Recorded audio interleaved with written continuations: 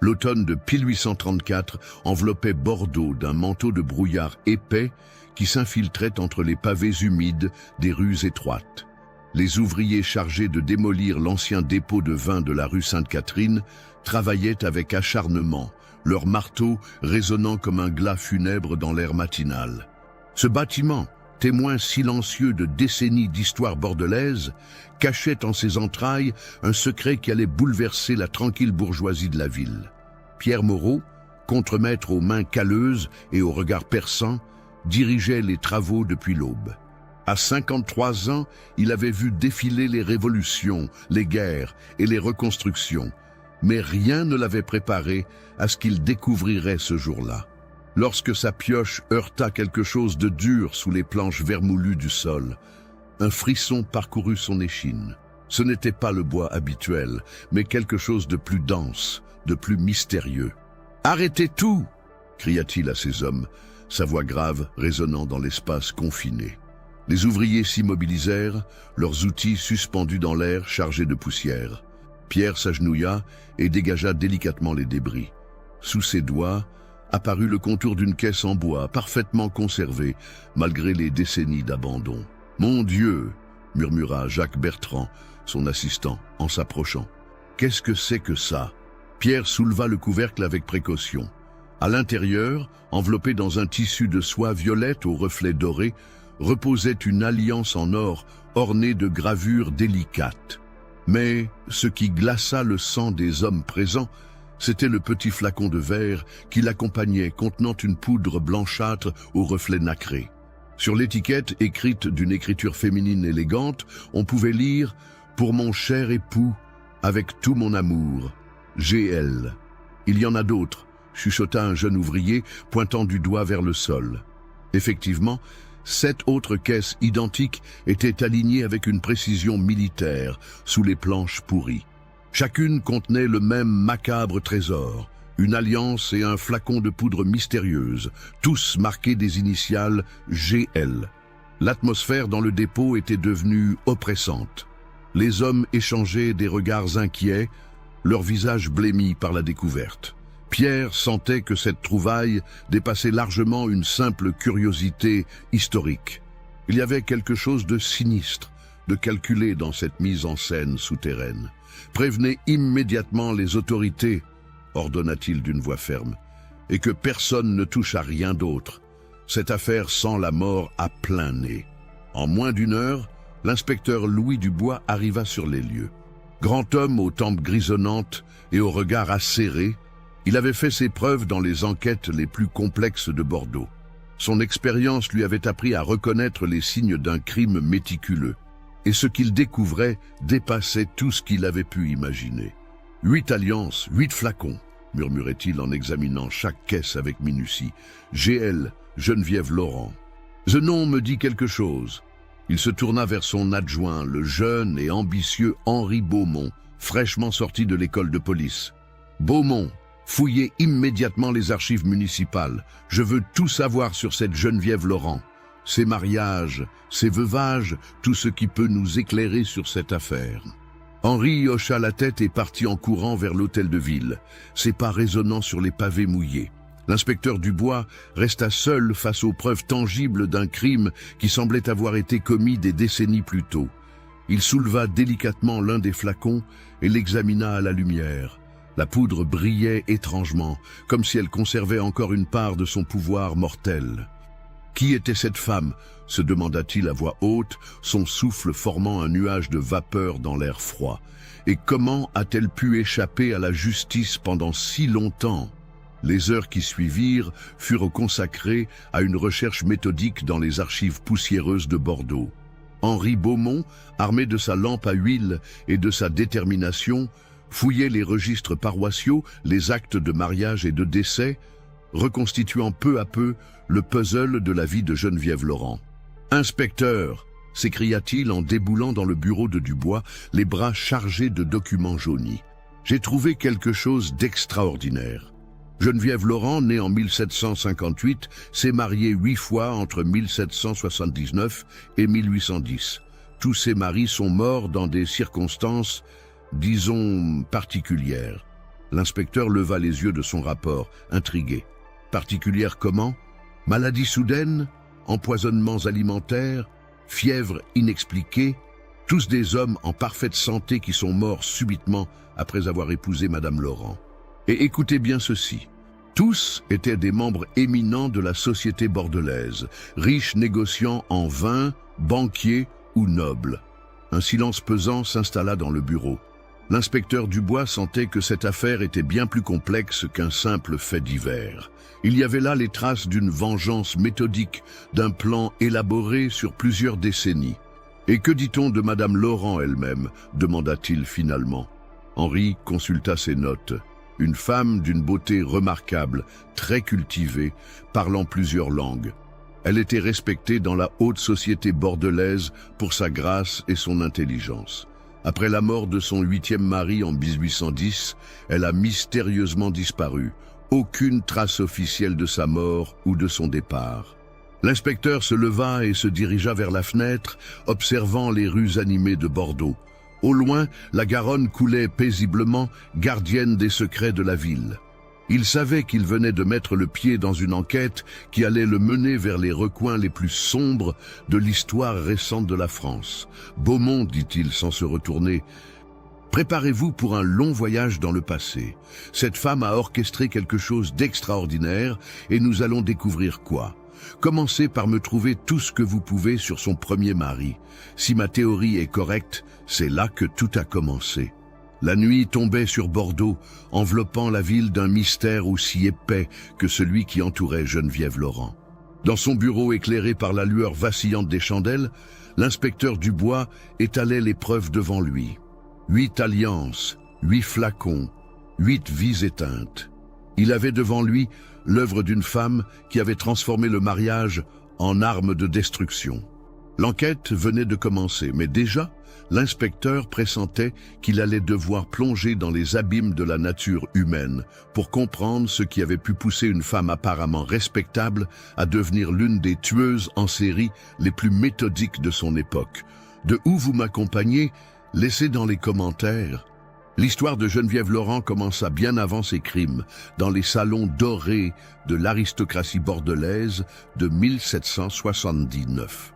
Née Geneviève Moreau dans une famille de marchands prospères, elle avait grandi entre les vignobles et les quais de la Garonne, bercée par les histoires de commerce maritime et de fortune bâtie sur le négoce du vin.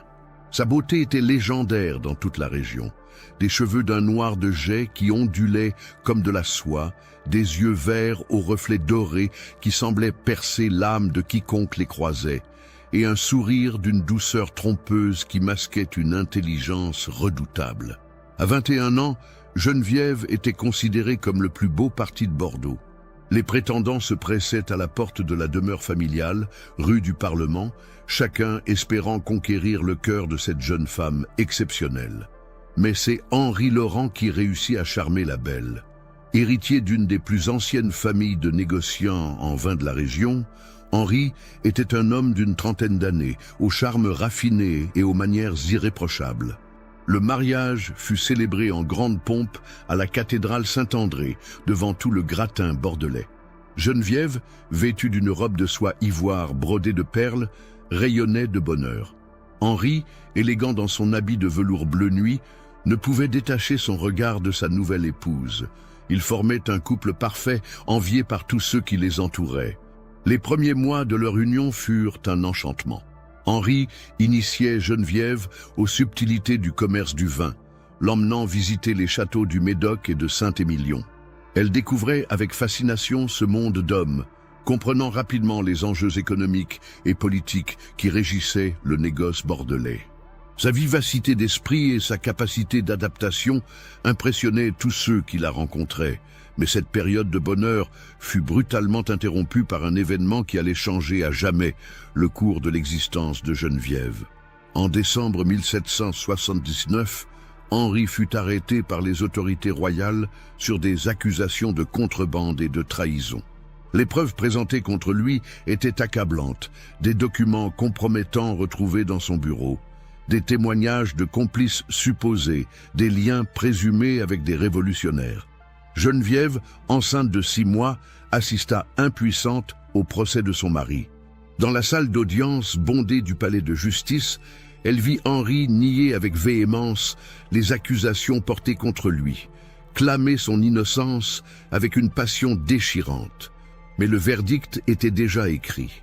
Le 15 janvier 1780, Henri Laurent fut condamné à mort et exécuté 3 jours plus tard sur la place publique. Ce jour-là, quelque chose mourut dans le cœur de Geneviève. Debout dans la foule, tenant son ventre rond où grandissait l'enfant d'Henri, elle vit la tête de l'homme qu'elle aimait tomber sous la lame de la guillotine. Mais ce ne fut pas seulement la douleur qui l'envahit. Ce fut une rage froide, calculatrice, qui germait déjà dans son esprit brillant. Dans les semaines qui suivirent, alors qu'elle pleurait officiellement son mari, Geneviève menait discrètement son enquête. Elle découvrit la véritable nature du complot qui avait coûté la vie à Henri. Le Cercle de la Richesse, une société secrète composée des plus puissants négociants et nobles de Bordeaux, avait orchestré la chute d'Henri pour s'emparer de ses terres et de ses routes commerciales. Ces hommes, qu'elle avait côtoyés dans les salons, qui avaient bu le champagne à son mariage, avaient froidement condamné son mari pour leur profit personnel. Les noms gravés dans sa mémoire étaient ceux des 8 hommes qui composaient le cercle. Auguste Monclerc, riche propriétaire de vignobles, Édouard Beaumont, banquier influent, Louis Fontaine, négociant en vin, Charles Delacroix, noble déchu reconverti dans le commerce, Philippe Rousseau, armateur prospère, Antoine Mercier, marchand de luxe, Marcel Renaud, officier devenu homme d'affaires, et François de Lafayette, gouverneur de la région. Geneviève perdit son enfant dans les semaines qui suivirent l'exécution d'Henri, le choc et le chagrin ayant eu raison de sa grossesse. Cette perte acheva de transformer sa douleur en une soif de vengeance implacable. Dans le silence de sa chambre tendue de noir, elle élabora un plan d'une sophistication diabolique. Elle ne pouvait pas affronter ces hommes directement. Ils étaient trop puissants, trop bien protégés par leur position sociale. Mais elle avait d'autres armes, sa beauté, son intelligence et surtout une patience infinie.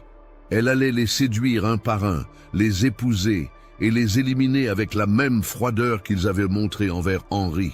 Pour mener à bien son plan, Geneviève savait qu'elle devait acquérir des connaissances particulières. C'est ainsi qu'elle fit la rencontre d'Isabelle Duval, une artiste peintre de 25 ans, aux manières bohèmes et au regard intense. Isabelle vivait dans un petit atelier de la rue Notre-Dame, où elle recevait la clientèle bourgeoise venue faire son portrait. Leur première rencontre eut lieu lors d'une commande de portrait posthume d'Henri. Geneviève, encore vêtue de ses habits de deuil, se présenta chez Isabelle avec une photographie de son défunt mari. L'artiste, touché par la beauté tragique de cette jeune veuve, accepta immédiatement la commande. Au fil des séances de pose, une complicité inattendue naquit entre les deux femmes. Isabelle, orpheline ayant grandi dans les rues de Paris avant de s'installer à Bordeaux, comprenait la douleur et la révolte qui habitaient Geneviève. Plus encore, elle partageait sa soif de justice contre une société qui écrasait les faibles. « Ces hommes vous ont tout pris », dit Isabelle un soir, alors qu'elle buvait du thé dans son atelier éclairé par la lueur des bougies.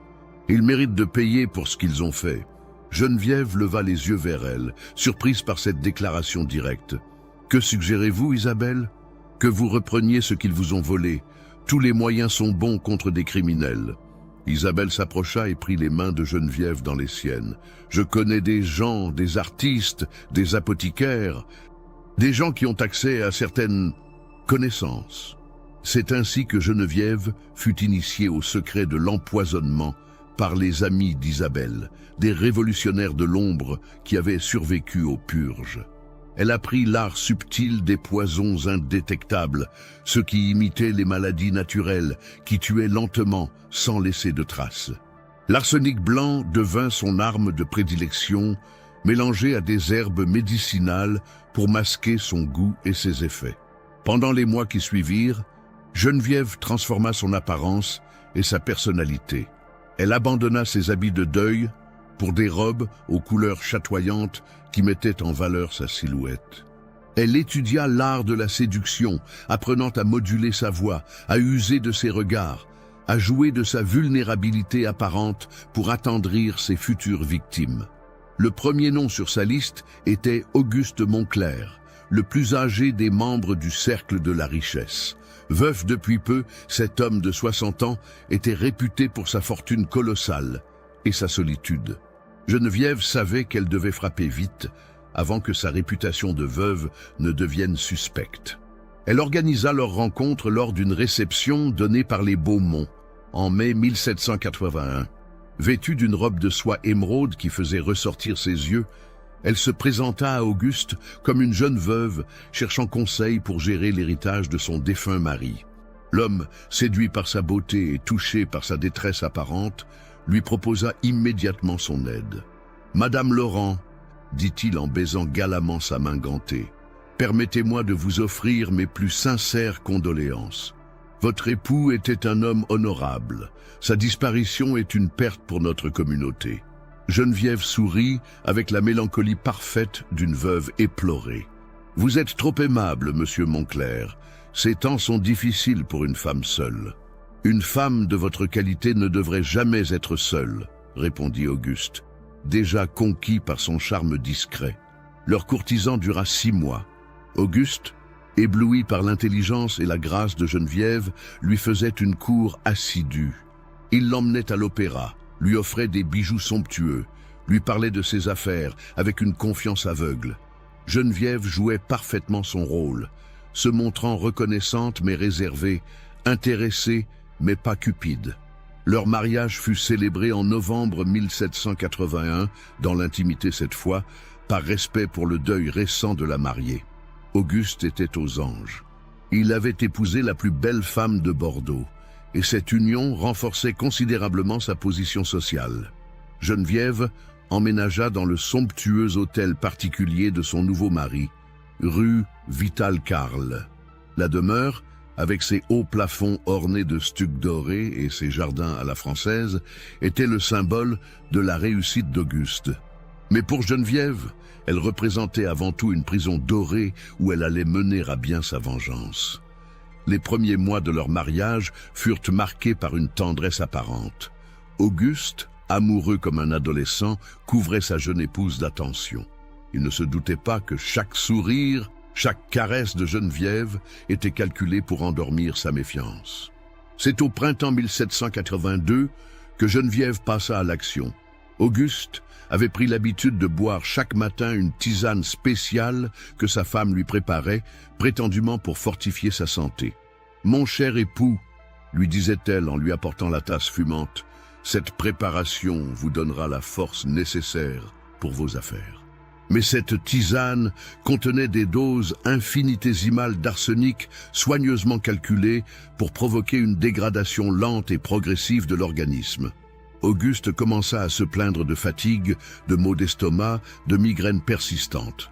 Le médecin de famille, le docteur Lemoine, diagnostiqua une faiblesse constitutionnelle liée à l'âge.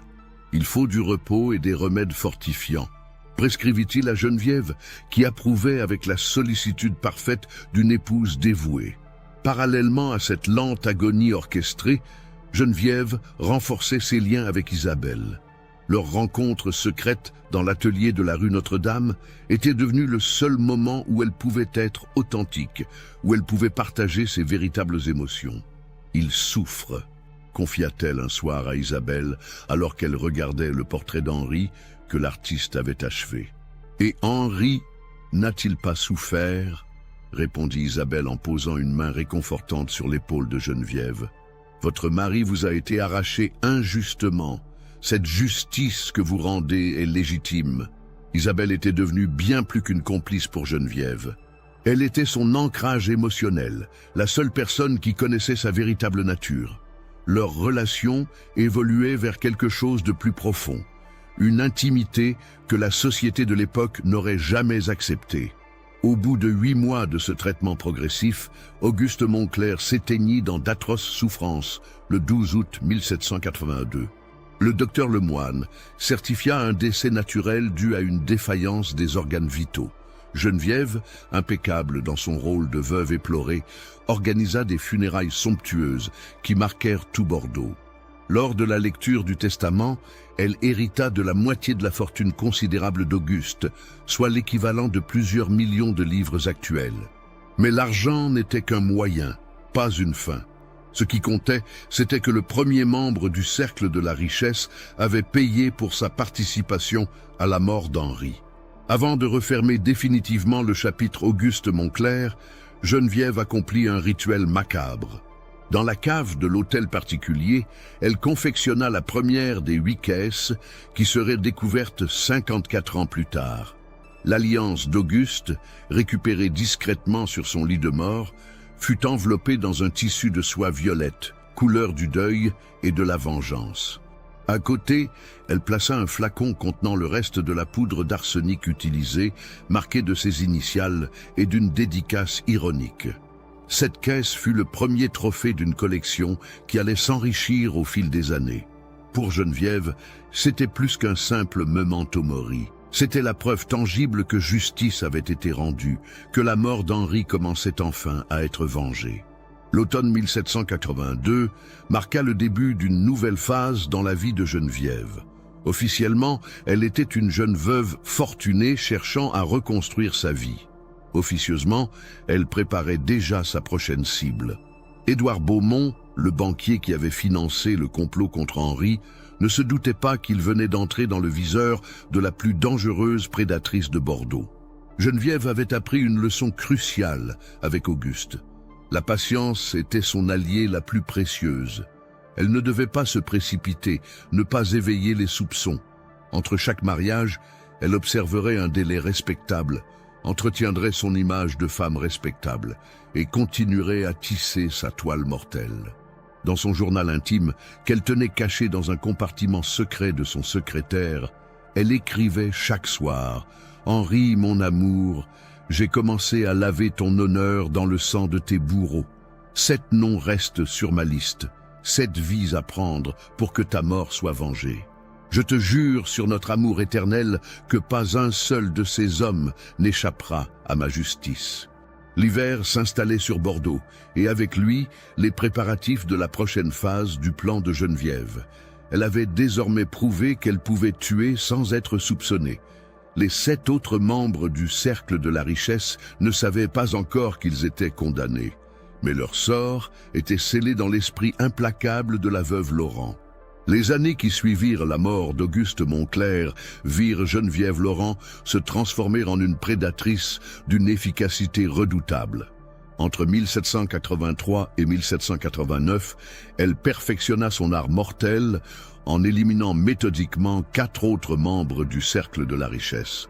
Chaque mariage était orchestré avec la précision d'une partition musicale, chaque mort planifiée comme une œuvre d'art macabre. Sa deuxième victime fut Édouard Beaumont, le banquier qui avait fourni les fonds nécessaires à la corruption des témoins contre Henri. Geneviève l'approcha en 1783, se présentant comme une cliente potentielle ayant besoin de conseils financiers pour gérer son héritage. Beaumont, un homme de 45 ans aux manières onctueuses et au regard cupide, fut immédiatement séduit par cette veuve fortunée et encore jeune. Leur mariage, célébré en juin 1784, fit sensation dans la haute société bordelaise. Geneviève, à 26 ans, était au sommet de sa beauté et de son charme. Elle avait appris à moduler sa personnalité selon ses victimes. Avec Beaumont, elle jouait la femme fragile ayant besoin de protection financière, tout en laissant entrevoir une sensualité qui affolait le banquier. « Ma chère Geneviève », lui disait-il souvent en caressant ses cheveux, « vous êtes un trésor que je chérirai jusqu'à mon dernier souffle. » « Et moi, mon cher Édouard ?»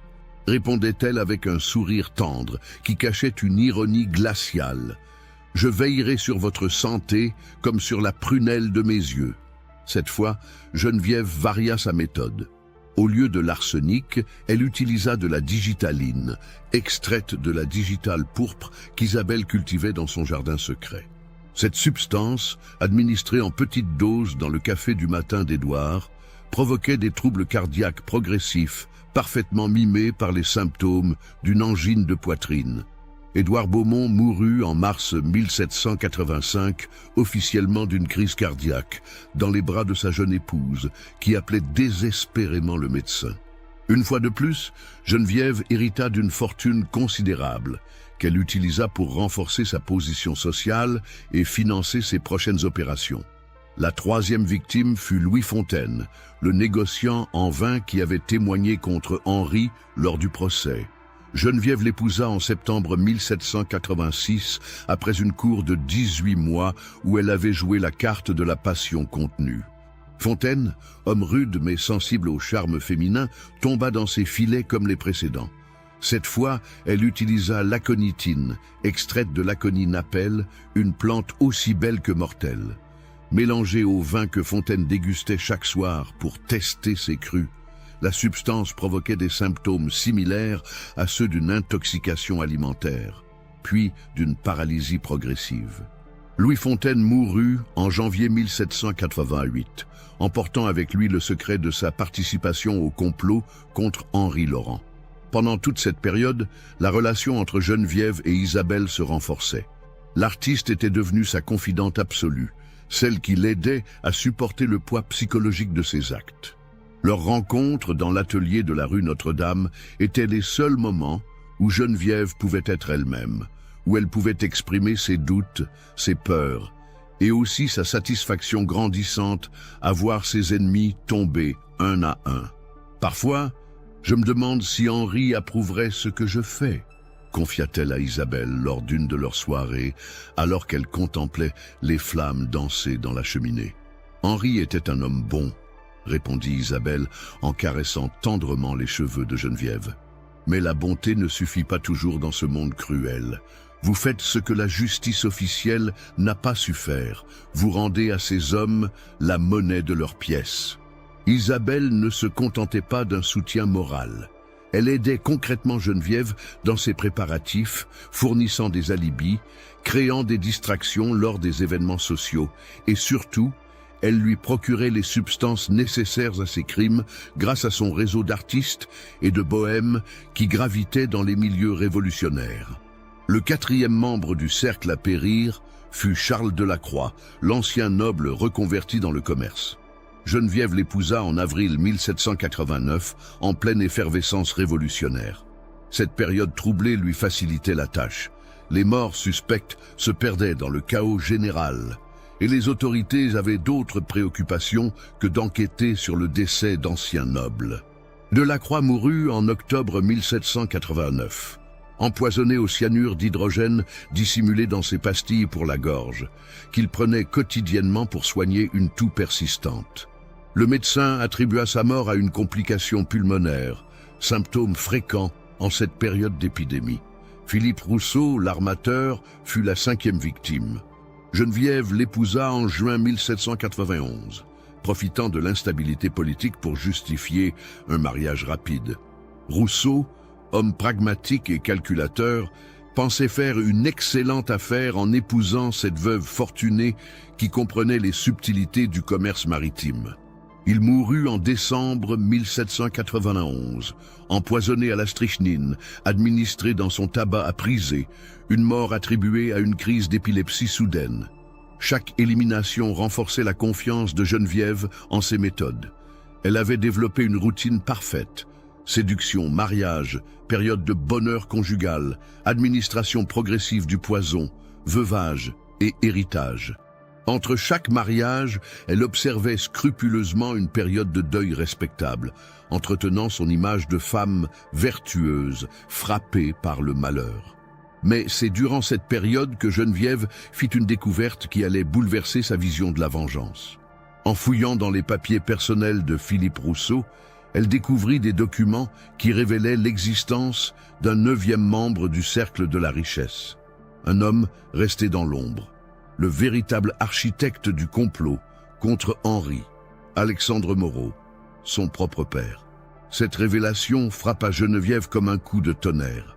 Dans une lettre datée de 1778, elle lut de la main de son père « Henri Laurent devient trop influent. Ses idées progressistes menacent notre ordre établi. Il faut l'éliminer avant qu'il ne rallie d'autres négociants à sa cause. le cercle approuve mon plan. » Geneviève s'effondra dans le bureau de Rousseau, les documents éparpillés autour d'elle. Son père, l'homme qui l'avait élevée, qui l'avait menée à l'hôtel pour épouser Henri, avait orchestré la mort de son gendre. Pire encore, il avait manipulé sa propre fille pour qu'elle épouse un homme qu'il savait condamné.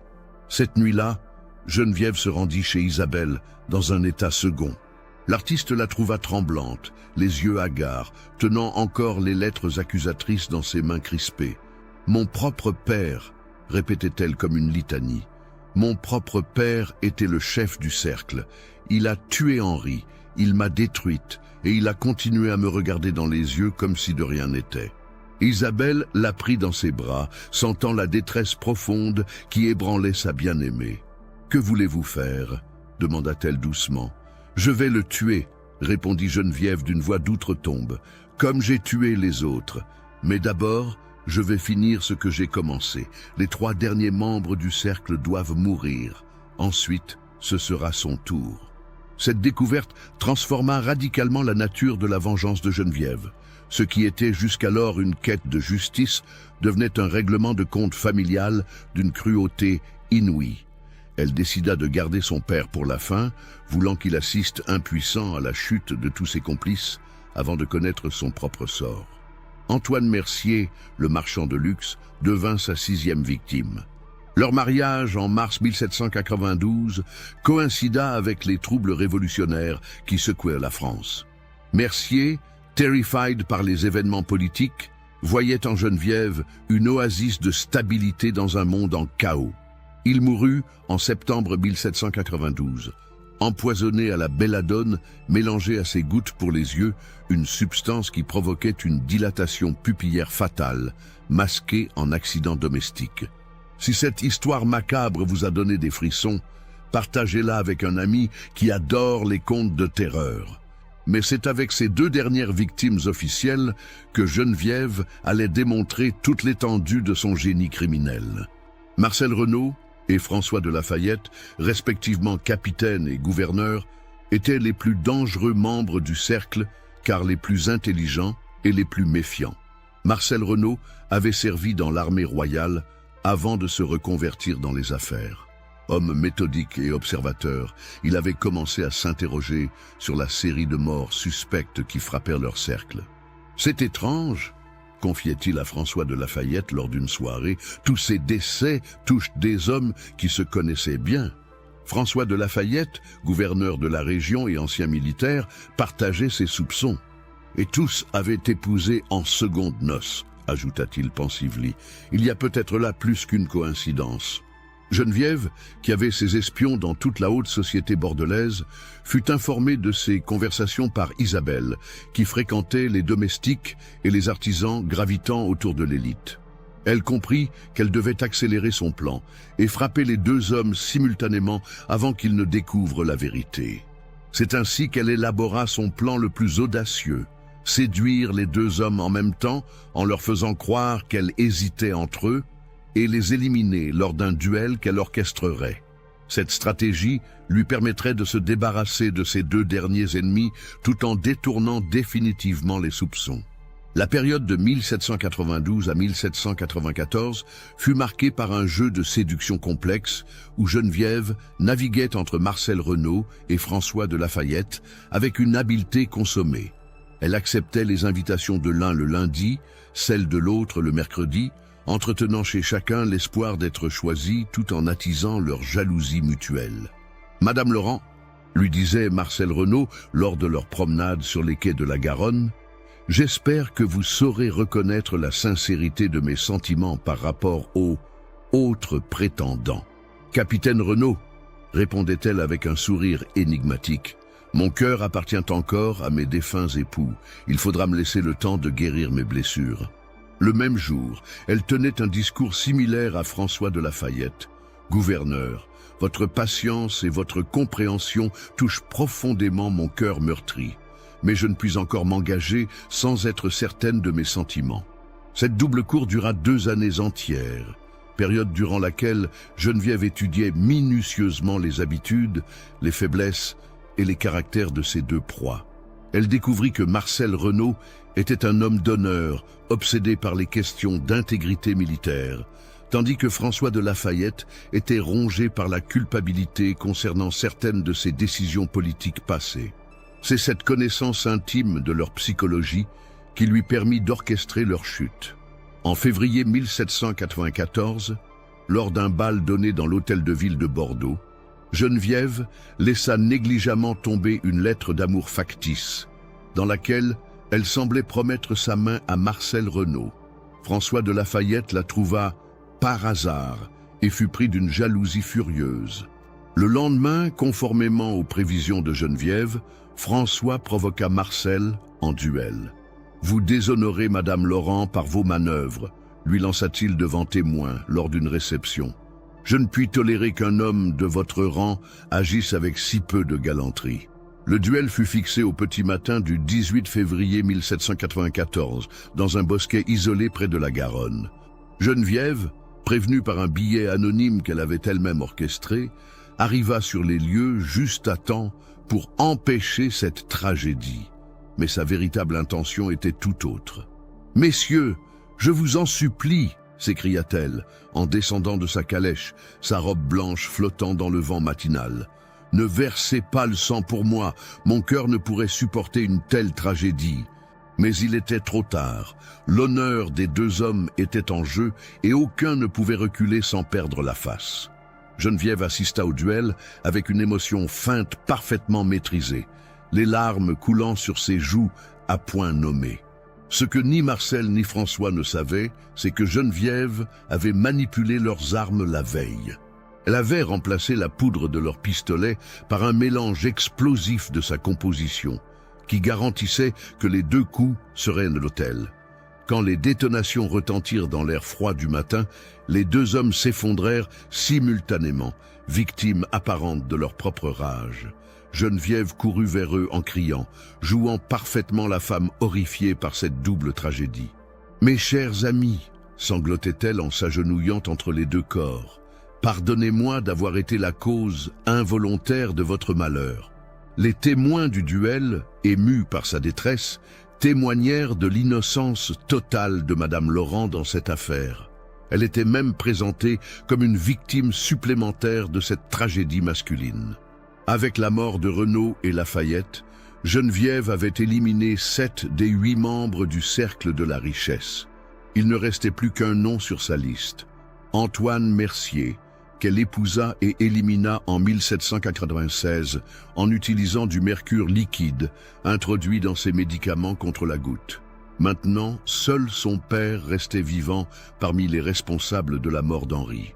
Alexandre Moreau, âgé de 70 ans, vivait retiré dans son château familial près de Saint-Émilion, ignorant que sa propre fille préparait sa chute. Mais Geneviève avait gardé le plus difficile pour la fin. Tuer son père nécessitait une approche différente, plus subtile encore que ses précédents crimes. Elle ne pouvait pas l'épouser, évidemment, mais elle trouverait un autre moyen de lui faire payer sa trahison.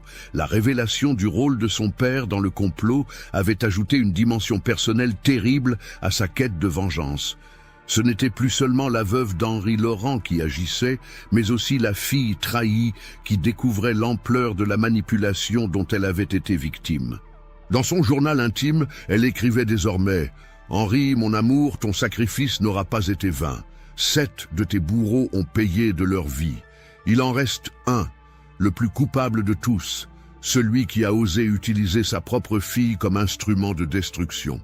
Père ou pas, Alexandre Moreau connaîtra bientôt le même sort que ses complices. » L'année 1796 marquait ainsi la fin de la première phase du plan de Geneviève Laurent. Elle était devenue une légende vivante à Bordeaux, cette femme mystérieuse qui survivait à tous ses maris, cette veuve éternelle qui semblait attirer le malheur. Mais derrière cette réputation tragique se cachait l'une des criminelles les plus méthodiques de l'histoire, une femme qui avait fait du mariage un art de la mort. Maintenant, vous pouvez soutenir notre chaîne avec un super merci, ainsi nous pouvons continuer à apporter des histoires aussi sombres et captivantes que celle-ci. L'automne de 1796 apportait avec lui les vents froids de l'océan Atlantique qui balayaient les vignobles bordelais. Geneviève Laurent, désormais âgée de 38 ans, contemplait depuis la fenêtre de son salon le paysage automnal qui s'étendait devant elle. Elle avait accompli l'impossible, éliminé méthodiquement 7 hommes puissants sans jamais éveiller les soupçons. Mais le 8e et dernier nom de sa liste représentait le défi ultime de sa quête de vengeance. Alexandre Moreau, son père, vivait reclus dans le château familial de Moreau-les-Vignes, à une quinzaine de kilomètres de Bordeaux. Depuis la mort de sa femme en 1793, emporté par une fièvre, le vieil homme menait une existence solitaire, entouré seulement de quelques domestiques fidèles. À 70 ans, il était devenu une figure respectée mais distante de la société bordelaise. L'un des rares nobles à avoir traversé la Révolution sans perdre sa tête ni sa fortune. Geneviève savait qu'elle ne pouvait pas employer ses méthodes habituelles avec son père. Une approche directe éveillerait immédiatement ses soupçons, car Alexandre connaissait trop bien sa fille pour être dupe de ses artifices. Elle devait trouver un autre chemin, plus subtil, plus personnel. C'est Isabelle qui lui suggéra la solution lors d'une de leurs rencontres nocturnes dans l'atelier de la rue Notre-Dame. L'artiste, maintenant âgé de 42 ans, était devenu au fil des années bien plus qu'une complice. Elle était l'âme sœur de Geneviève, celle qui comprenait ses motivations les plus profondes et partageait sa soif de justice. « Votre père vous croit morte », dit Isabelle en mélangeant ses couleurs sur sa palette. « Depuis votre 6e mariage, vous n'avez plus eu aucun contact avec lui. Il pense que sa fille a disparu dans la tourmente révolutionnaire. »« Et alors ?» demanda Geneviève, intriguée par la direction que prenait la réflexion d'Isabelle. « Alors, ressuscitez, redevenez sa fille. Approchez-vous de lui sous prétexte de réconciliation familiale. Un vieil homme solitaire ne résistera pas à l'envie de retrouver son seul parent vivant. » L'idée était brillante dans sa simplicité. Geneviève décida de mettre fin officiellement à la carrière criminelle de la veuve Laurent et de redevenir temporairement Geneviève Moreau, la fille prodigue revenue auprès de son père vieillissant. Elle prépara soigneusement cette transformation. Abandonnant ses atours de veuve riche, elle adopta des vêtements plus simples, une coiffure moins sophistiquée, un maquillage plus discret. Elle devait paraître vieillie par les épreuves, marquée par la vie, mais pas au point d'éveiller la méfiance de son père. En décembre 1796, par une froide journée d'hiver, Geneviève se présenta aux grilles du château Moreau-les-Vignes. Le jardinier, un vieil homme nommé Gustave, qui l'avait vu grandir, faillit s'évanouir en la reconnaissant. « Mademoiselle Geneviève !» balbutia-t-il. « Mais nous vous croyons, monsieur votre père va... » « Chut, Gustave, dit-elle doucement. Je sais que ma longue absence a pu inquiéter. Menez-moi à mon père, s'il vous plaît. » Alexandre Moreau était dans sa bibliothèque, assis dans un fauteuil de cuir près de la cheminée, lisant un ouvrage de philosophie. Quand Gustave annonça timidement « Monsieur, votre fille est là », le vieil homme leva les yeux et laissa tomber son livre. « Geneviève », murmura-t-il incrédule. « Bonjour, père », répondit-elle en s'avançant lentement vers lui. Alexandre se leva péniblement et la prit dans ses bras. Geneviève sentit l'odeur familière de son père, mélange de tabac et d'eau de Cologne, et dut faire appel à toute sa force mentale pour ne pas reculer d'horreur. Cet homme qui l'embrassait tendrement était celui qui avait détruit sa vie, qui avait tué l'amour de sa jeunesse. « Ma chère enfant », dit-il d'une voix émue, « où étais-tu passé? J'ai appris tes malheurs conjugaux, ces morts successives ont dû être terribles pour toi. »« En effet, père, » répondit Geneviève avec une amertume qu'elle ne chercha pas à dissimuler entièrement. « J'ai beaucoup souffert, mais je suis revenu pour me réconcilier avec ma famille, pour trouver la paix auprès de vous. » Alexandre l'installa dans ses anciens appartements au premier étage du château. Les semaines qui suivirent furent une mascarade douloureuse pour Geneviève. Elle devait jouer la fille aimante retrouvant son père, alors que chaque moment passé en sa compagnie renforçait sa haine. Alexandre, ravi de cette réconciliation, lui racontait des anecdotes de son enfance, lui parlait de sa défunte mère, évoquait même parfois Henri avec une hypocrisie qui révoltait Geneviève. Henri était un garçon bien, disait-il souvent. Dommage que les événements politiques l'aient emporté si jeune. Il aurait fait un excellent père. Ces moments étaient une torture pour Geneviève, qui devait serrer les dents et acquiescer alors que chaque fibre de son être criait vengeance. Mais elle tenait bon, sachant que la patience était sa meilleure alliée. Pendant cette période, elle continuait à voir Isabelle en secret, lors de prétendues promenades à Bordeaux. L'artiste était son seul réconfort, la seule personne devant qui elle pouvait exprimer sa vraie nature. « Comment faites-vous pour supporter ça ?» lui demandait Isabelle lors d'une de leurs rencontres dans une auberge discrète de la campagne bordelaise. « En pensant à Henri, répondait Geneviève, en me rappelant que chaque sourire que j'adresse à mon père nous rapproche de la justice finale. » Au printemps 1797, Geneviève estima que le moment était venu de passer à l'action. Elle avait observé les habitudes de son père, étudié ses faiblesses, préparé son poison. Cette fois, elle utiliserait le thallium, un métal rare qu'Isabelle avait réussi à se procurer grâce à ses contacts dans les milieux alchimiques parisiens. Cette substance, surnommée la poudre d'héritage par les empoisonneurs professionnels, était parfaitement indétectable et provoquait une mort qui ressemblait à un vieillissement accéléré. Mais c'est à ce moment que se produisit l'événement qui allait tout changer. Le 15 avril 1797, alors qu'elle préparait le poison de son père dans la cuisine du château, Geneviève entendit des voix dans le bureau d'Alexandre. Par curiosité, elle s'approcha de la porte entr'ouverte et écouta. « Monsieur Moreau, disait une voix qu'elle ne reconnaissait pas, nous savons que votre fille est revenue. Nous savons aussi qu'elle n'est pas celle qu'elle prétend être. » Le sang de Geneviève se glaça. Elle colla son oreille à la porte pour mieux entendre. « Que voulez-vous dire ?» demandait son père d'une voix inquiète. « Votre fille, monsieur, est l'assassin que nous recherchons depuis des années. Nous avons des preuves qu'elle a empoisonné systématiquement tous ses maris. Et nous pensons qu'elle est venue ici pour vous tuer à votre tour. » La voix appartenait à l'inspecteur Dubois, mais un Dubois plus jeune que celui qui découvrirait les caisses en 1834. En 1787, il était un simple lieutenant de police qui enquêtait discrètement sur les morts suspectes de la haute société bordelaise. Geneviève entendit son père pousser un cri étouffé. « C'est impossible. Ma fille est incapable de... » « Monsieur Moreau, interrompit Dubois, nous avons trouvé dans les affaires de Philippe Rousseau des documents qui prouvent l'existence du cercle de la richesse. Nous savons que vous en étiez le chef. Nous savons que vous avez orchestré la mort d'Henri Laurent et nous pensons que votre fille l'a découvert. » Un silence de plomb s'abattit sur la pièce. Geneviève sentait son cœur battre si fort qu'elle craignait qu'on l'entende. Puis la voix de son père s'éleva, brisée par l'émotion. « C'était pour son bien, » murmura Alexandre. « Henri Laurent aurait ruiné notre famille avec ses idées révolutionnaires. J'ai voulu protéger l'avenir de ma fille, en condamnant son mari à mort, » répliqua Dubois avec dégoût. « En détruisant son bonheur ? Je ne savais pas qu'elle l'aimait vraiment, » explosa Alexandre. « C'était un mariage arrangé.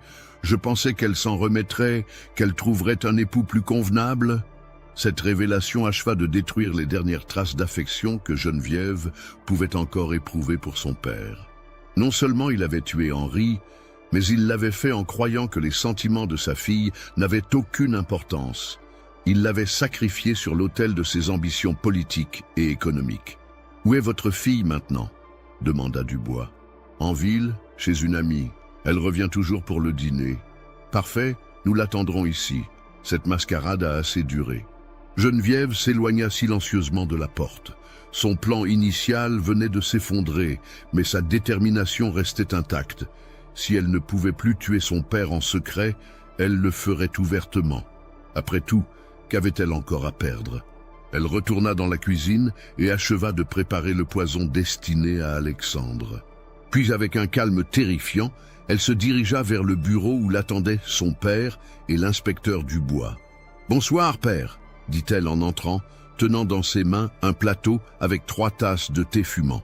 J'ai préparé votre tisane habituelle et j'ai apporté de quoi servir votre invité. L'inspecteur Dubois la dévisagea intensément.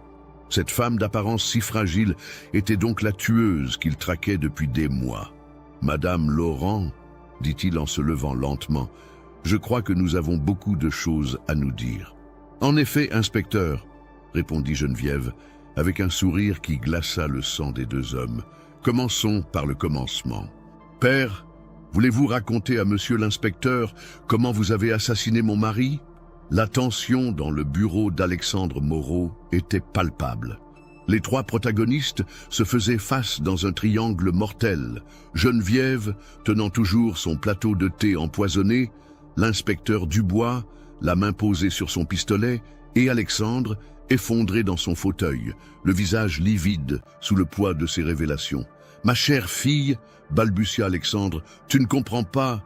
Tout ce que j'ai fait, c'était pour notre famille, pour notre avenir. »« Notre avenir ?» répliqua Geneviève d'une voix glaciale. « Vous avez détruit mon avenir le jour où vous avez condamné Henri. Vous m'avez transformé en veuve à 22 ans, vous m'avez fait perdre mon enfant. Vous avez fait de moi une meurtrière. » L'inspecteur Dubois observait cette confrontation familiale avec un mélange de fascination et d'horreur. « Madame Laurent, intervint-il, posez ce plateau et rendez-vous. Votre histoire peut encore se terminer autrement qu'au bout d'une corde. » Geneviève se tourna vers lui, un sourire énigmatique aux lèvres. « Inspecteur, croyez-vous vraiment que j'ai peur de la mort? J'ai côtoyé la mort pendant 17 ans. Elle est devenue mon amie la plus fidèle. Mais vous n'avez que 38 ans, plaida Dubois. Vous pouvez encore changer, encore trouver le bonheur. » Le bonheur? Geneviève éclata d'un rire amer. « Mon bonheur gît dans une tombe de Bordeaux depuis 1780. Tout ce qui a suivi n'était que justice. » Alexandre tenta de se lever de son fauteuil, mais la faiblesse de l'âge le trahit. « Geneviève, ma chérie, écoute-moi. Si j'ai fait ce que j'ai fait, c'est parce que Henri Laurent menaçait tout ce pourquoi notre famille s'était battue pendant des générations. Il voulait révolutionner le commerce du vin, partager les profits avec les ouvriers, moderniser nos méthodes. Cela aurait ruiné des dizaines de familles, et cela justifiait de le tuer, cracha Geneviève. De le faire passer pour un traître? Nous n'avions pas le choix. Le cercle de la richesse représentait l'ordre, la stabilité. Henri Laurent représentait le chaos. L'inspecteur Dubois écoutait ces révélations avec une attention soutenue. Cette affaire dépassait largement un simple cas d'empoisonnement en série. Elle révélait les tensions profondes qui avaient agité la société française à la veille de la Révolution, les luttes de pouvoir entre l'ancien monde et les idées nouvelles. « Madame Laurent, dit-il finalement, vous avez tué 8 hommes. Quelles que soient vos motivations, vous devez répondre de vos actes devant la justice. » La justice. Geneviève posa le plateau sur le bureau, mais garda une des tasses empoisonnées dans ses mains. Où était la justice quand Henri a été exécuté sur de faux témoignages?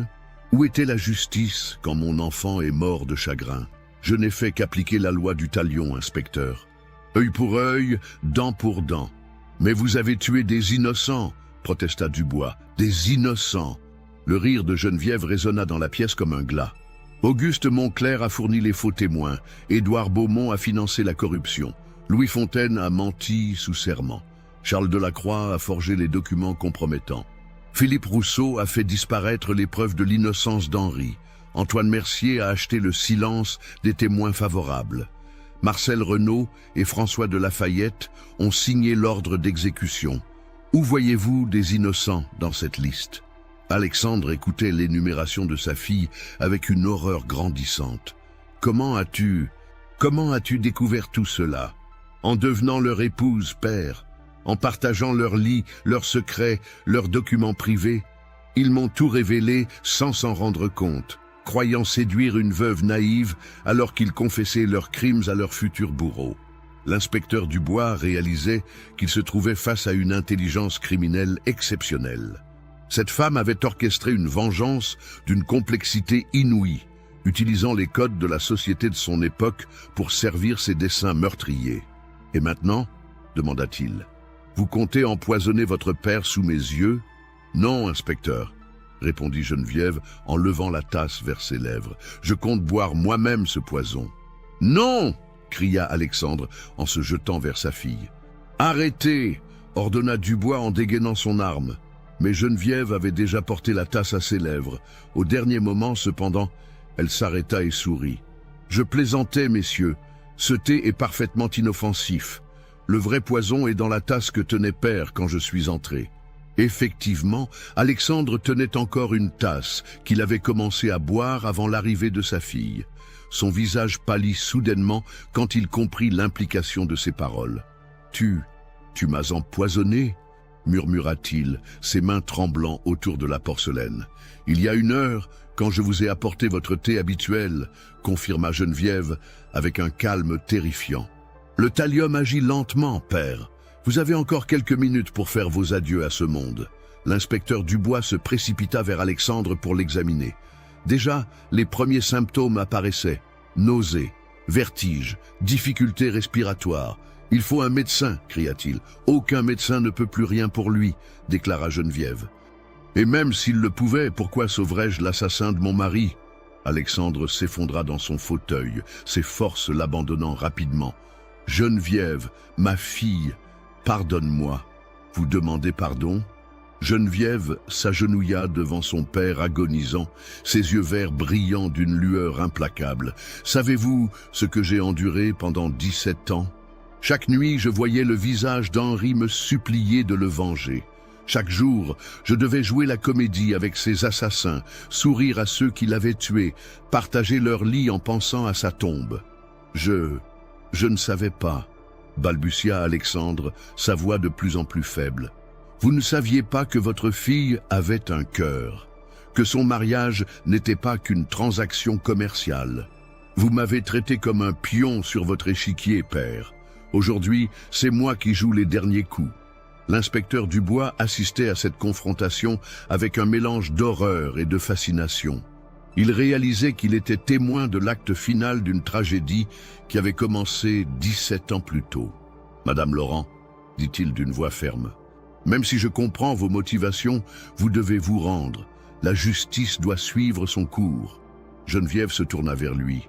Et pour la première fois depuis le début de cette conversation, son masque de contrôle se fissura légèrement. « Quelle justice, inspecteur, celle qui a condamné Henri sur de faux témoignages, celle qui a permis à ces hommes de prospérer sur le sang d'un innocent ? » « La vraie justice, » répondit Dubois, « celle qui reconnaît vos souffrances mais qui ne peut tolérer le meurtre. » Alexandre poussa un râle et tenta de parler une dernière fois. « Les documents. Dans le coffre, tout est écrit, les preuves de l'innocence d'Henri. » Geneviève se pencha vers son père mourant. « Trop tard, père. Ces preuves auraient dû être révélées il y a 17 ans. » Alexandre Moreau rendit son dernier souffle dans les premières lueurs de l'aube, emportant avec lui les secrets du cercle de la richesse. Geneviève referma doucement les yeux de son père, geste d'une tendresse terrible qui contrastait avec la froideur de son crime. « C'est fini, » murmura-t-elle. « Henri, mon amour, tu es enfin vengé. » L'inspecteur Dubois s'approcha pour l'arrêter, mais Geneviève leva la main. « Attendez, inspecteur, j'ai encore quelque chose à vous dire, quelque chose qui pourrait changer votre perception de cette affaire. Je vous écoute. » Geneviève se dirigea vers le secrétaire de son père et en sortit une liasse de documents jaunis. « Voici les véritables preuves de l'innocence d'Henri. Les vrais témoignages, les documents authentiques, tout ce qui aurait pu le sauver si la justice avait fait son travail. » Dubois examina les papiers avec stupéfaction. Effectivement, tout prouvait que Henri Laurent était innocent des accusations portées contre lui. Plus encore, ces documents révélaient l'ampleur de la corruption qui gangrenait la société bordelaise de l'époque. « Pourquoi me montrez-vous cela ?» demanda l'inspecteur. « Parce que je veux que la vérité soit connue. Henri Laurent était un homme bon qui voulait améliorer les conditions de vie des ouvriers de Bordeaux. Il a été tué par des hommes cupides qui ne supportaient pas ses idées progressistes. Moi, j'ai vengé sa mort. L'histoire jugera qui avait raison. » Un bruit de calèche approchant interrompit leur conversation. Par la fenêtre, ils virent Isabelle Duval descendre d'un véhicule et courir vers le château. « Qui est cette femme ?» demanda Dubois. Mon âme sœur, répondit Geneviève simplement. La seule personne qui m'ait aimé pour ce que je suis vraiment. Isabelle entra dans le bureau comme une tornade, s'arrêtant net en voyant la scène.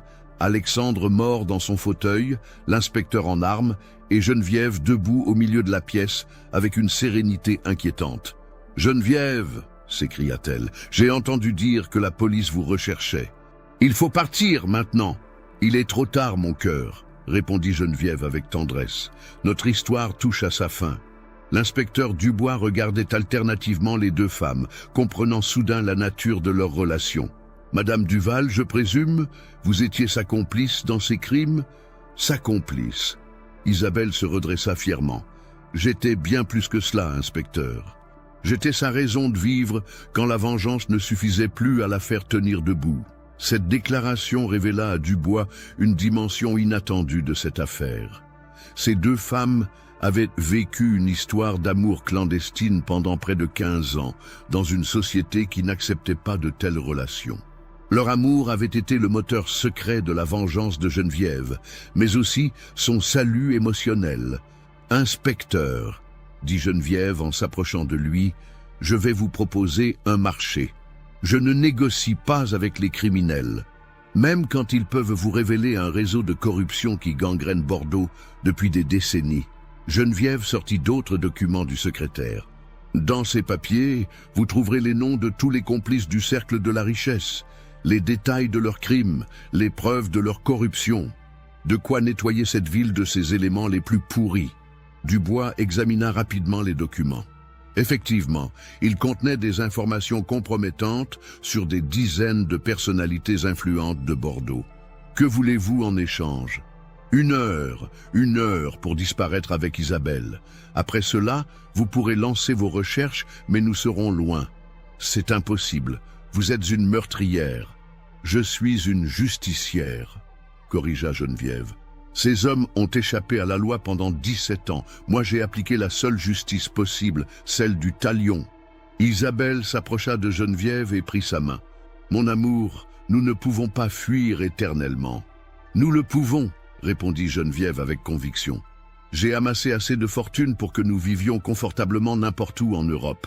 L'Italie peut-être, ou l'Allemagne, des endroits où personne ne connaît l'histoire de la veuve Laurent. L'inspecteur Dubois se trouvait face à un dilemme moral complexe. D'un côté, il avait devant lui une meurtrière qui avait froidement tué 8 hommes. De l'autre, il découvrait que ces hommes étaient eux-mêmes des criminels qui avaient échappé à toute justice. Plus troublant encore, il réalisait que cette femme avait accompli seule ce que le système judiciaire n'avait pas su faire, punir les vrais coupables. 1 heure, répéta Geneviève, en échange des preuves qui vous permettront de démanteler le réseau de corruption qui a survécu au cercle. Pensez à tous les crimes que vous pourrez élucider, à toutes les victimes que vous pourrez venger. Le silence s'éternisa dans la pièce. Finalement, Dubois rengaina son arme. 1 heure, dit-il, mais je veux votre parole que vous ne tuerez plus jamais.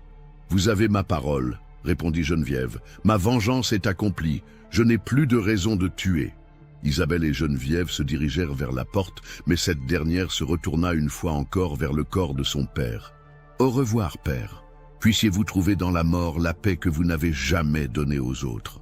Puis, s'adressant à l'inspecteur, Dubois, dans la cave de l'ancien dépôt de vin rue Sainte-Catherine, vous trouverez 8 caisses contenant les alliances de mes victimes et les restes des poisons utilisés. Considérez cela comme ma confession complète. L'inspecteur hocha la tête, comprenant que cette information lui serait précieuse pour boucler définitivement l'enquête. Les 2 femmes quittèrent le château Moreau-les-Vignes dans la calèche d'Isabelle, emportant avec elles quelques affaires et une fortune considérable accumulée au fil des héritages. Elles roulèrent vers Bordeaux dans le silence de l'aube naissante, chacune perdue dans ses pensées. « Avez-vous des regrets ?» demanda finalement Isabelle. « Seulement celui de ne pas avoir pu sauver Henri, » répondit Geneviève. « Mais justice est faite. Le cercle de la richesse a payé pour ses crimes. Et maintenant, que faisons-nous de notre liberté ?» Geneviève regarda les vignobles qui défilaient sous les premiers rayons du soleil. « Maintenant, nous vivons. Pour la première fois depuis la mort d'Henri, nous allons vivre vraiment, sans masque, sans mensonge, sans vengeance à accomplir. Elles arrivèrent à Bordeaux, alors que la ville s'éveillait. Leurs derniers préparatifs furent rapides. Récupération des biens les plus précieux, destruction des documents compromettants et surtout, visite à la tombe d'Henri Laurent. Geneviève s'agenouilla sur la pierre tombale de son premier mari, déposant un bouquet de roses blanches. « Henri, mon amour éternel, murmura-t-elle, ta mort est vengée. Les hommes qui t'ont tué ont payé de leur vie. Maintenant, je pars vivre l'existence que nous aurions dû partager ensemble. » Isabelle se tenait respectueusement en retrait, comprenant l'importance de ce moment pour sa bien-aimée. Quand Geneviève se releva, ses yeux étaient secs mais apaisés. Pour la première fois depuis 1780, elle semblait en paix. Elles partirent de Bordeaux par la route de Paris, puis bifurquèrent vers l'est, direction l'Italie. Leur calèche disparut dans la brume matinale, emportant avec elle l'une des histoires criminelles les plus extraordinaires de l'époque. L'inspecteur Dubois respecta sa parole et attendit 1 heure avant de lancer les recherches. Mais Geneviève Laurent et Isabelle Duval avaient déjà trop d'avance. Elles avaient préparé leur fuite pendant des années, établi des relais, des identités de rechange, des comptes bancaires dans différents pays. Grâce aux documents laissés par Geneviève, Dubois put démanteler effectivement le réseau de corruption qui gangrénait Bordeaux. Des dizaines d'arrestations furent effectuées, révélant l'ampleur des trafics et des malversations qui prospéraient sous l'Ancien Régime. Quant à Geneviève et Isabelle, elles s'installèrent finalement près de Florence, dans une villa isolée où elles vécurent sous les identités de Maria Benedetti et Francesca Rossi, 2 veuves italiennes fortunées. Geneviève ne tua plus jamais. Elle consacra ses dernières années à la peinture, art qu'Isabelle lui avait enseigné, et à l'écriture de ses mémoires, documents qu'elle légua à un notaire florentin avec instruction de ne le révéler qu'après sa mort. Elle s'éteignit paisiblement en 1823, à l'âge de 65 ans, dans les bras d'Isabelle. Ses derniers mots furent « Henri, mon amour, je viens te retrouver ». Isabelle mourut 3 ans plus tard, emportant avec elle les derniers secrets de cette histoire extraordinaire. Ce n'est qu'en 1834, lors de la découverte des 8 caisses dans le dépôt de vin, que l'affaire Geneviève Laurent resurgirait pour fasciner et horrifier les générations futures. L'inspecteur Dubois, devenu entre-temps commissaire principal de Bordeaux, fut appelé pour identifier les mystérieux artefacts. Quand il comprit de quoi il s'agissait, un sourire mélancolique éclaira son visage vieilli. « Geneviève Laurent » murmura-t-il en examinant les alliances. « Après toutes ces années, vous continuez à nous donner des leçons de justice. » Dans son rapport final, il écrivit « L'affaire Geneviève Laurent révèle les contradictions profondes de notre époque. Cette femme a commis des crimes inexcusables, mais elle a aussi accompli ce que notre système judiciaire avait échoué à faire, punir les vrais coupables. Son histoire restera comme un témoignage glaçant de ce que peut accomplir la vengeance quand elle se pare des atours de l'amour et de la patience. » Les 8 caisses furent conservées comme preuve dans les archives de la police bordelaise, témoignage muet d'une des affaires criminelles les plus extraordinaires de l'histoire française. Chaque alliance, chaque flacon de poison racontait l'histoire d'un mariage transformé en piège mortel, d'un amour trahi qui avait engendré une vengeance implacable. Geneviève Laurent était entrée dans la légende, non pas comme une simple empoisonneuse, mais comme une femme qui avait défié un système corrompu en utilisant ses propres armes contre lui. Son histoire continuait à fasciner les criminologues, les historiens et les écrivains. Questionnement éternel sur les limites entre justice et vengeance, entre amour et haine. Dans les salons de Bordeaux, on raconte encore aujourd'hui l'histoire de la veuve Laurent, cette femme mystérieuse qui avait fait du mariage un art de la mort et de la vengeance, une science exacte. Son nom reste gravé dans la mémoire collective comme celui d'une des criminelles les plus brillantes et les plus impitoyables de tous les temps. Mais au-delà de l'horreur de ces crimes, l'histoire de Geneviève Laurent pose une question dérangeante qui résonne encore aujourd'hui. Face à l'injustice absolue, jusqu'où peut aller la soif de justice? Et quand la vengeance devient-elle la seule réponse possible à l'oppression?